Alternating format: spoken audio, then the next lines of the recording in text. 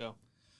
Ladies and gentlemen, welcome to another All of Us Studios podcast right here on twitch.tv/allofusstudios. As always, my name is William D. Bacari, the Agitated Rock, and guess who's sitting next to me? You Heyo. What's up? Brian Carson over here. In the house. Ladies and gentlemen, we have a unique and fun and local podcast for you guys tonight. Ladies and gentlemen, we have Lane Gresham. Hello. And Dylan Bennett. Hello. Guys, so thank you for being here in the studio, first and Can you foremost. guys both move that way just a little bit? Yeah. Sorry. No, you're good. You're good. There we go. Perfect. Is that good? Yeah. Cool. Perfect. Yeah, you're good. That's fine. All right.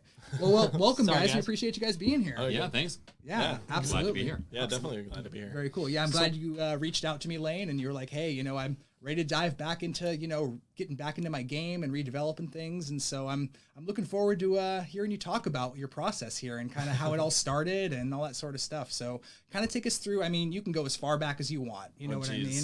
Yeah. So far back, huh? have fun, go far back, talk to about, your development process and what got you into games. Oh, jeez. I know. Jesus, I'm just I don't know. I'm loading it all on the front. That's a loaded question. I know. I think, for the most part, oh man, how did I get into so actually I would say maybe I'll start at Unity content. I started kind of making a lot of Unity content. Okay. And me and my brother. What time period was this? How old were you? geez. How old were This you when like- you started doing this stuff? Oh, this is maybe 6 or 7 years ago, something like that. Okay. Okay. And so, actually, here, let me back up a little bit. So, me and my brother also have an LLC that we're it's called Resurgam Studios. Yes. He was actually going to be here this weekend, but he ended up having to cancel because he got stuck in work. But, Bummer. but he actually works for, or he used to work for Sony Bend up in Oh, Bend. Yeah. nice. Very cool. He did actually do some concept stuff for Days Gone. Yeah, I was going to say, we were just playing that. Will's yeah. been playing a lot of that actually recently. Yeah. What do you think of that game? Days Gone? Yeah. I think it's a game that was about 7 years old.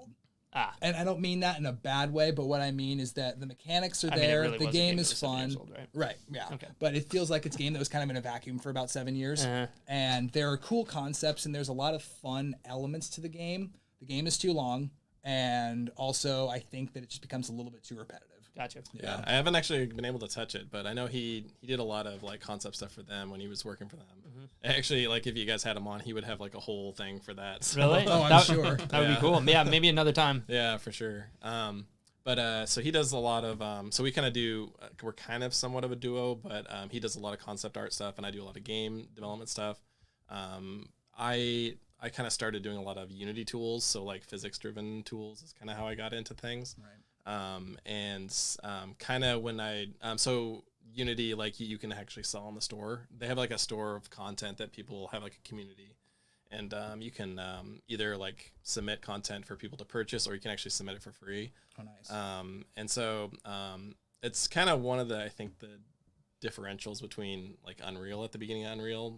I don't think did Unreal have a asset store? I know really. they do I mean, now, people but- sort of did, but this was kind of the content that was sold for Unity is kind of baked into the whole, community ecosphere Right. of Unity. Right. Yeah. So you could, for example, you could go on there and find assets for, I don't know, a forest or something like that. Okay. Or Yeah. for me, it was more Or a level builder. You know, yeah. it doesn't have to be just art. It could be also Okay. tools too.